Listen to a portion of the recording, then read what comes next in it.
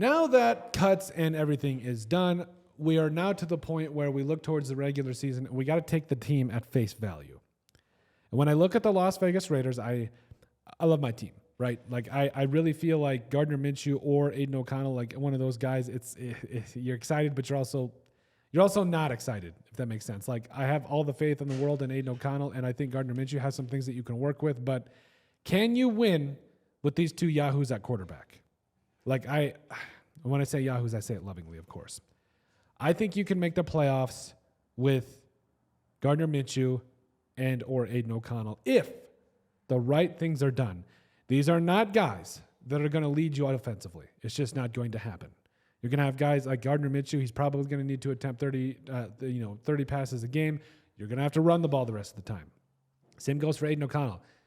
I think that he is a good quarterback, and when given the opportunity, I do think he's going to get another opportunity before the season's up. Like I have a feeling he's going to get an opportunity at some point to play in the season, and I think that not only is he going to prove everyone wrong, but I think he's going to show the coaching staff they made the wrong original decision. But overall, the question is, can you win with the current quarterbacks on the roster? I believe so, because we've touched on all offseason. This team is ready regardless of what's going on under center. Now, I understand that that's kind of hypocritical because you're like, oh, Colton, you need a good quarterback to throw to these weapons and be able to get the ball the places it's supposed to. You're not wrong. However, when you consider the fact that we saw Devontae Adams with Aidan O'Connell get over 100 catches and 1,000 yards last year, I'm not worried about it.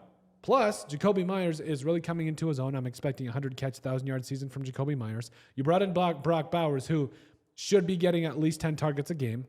Your running game is going to be vastly improved from an efficiency standpoint. I think Dylan L is going to come in and do some special things there, too, as a pass-catching running back out of the backfield. Your offensive line is better. That's right. It is better than it was last year. Oh, and your defense is in the conversation for being a top 10 unit.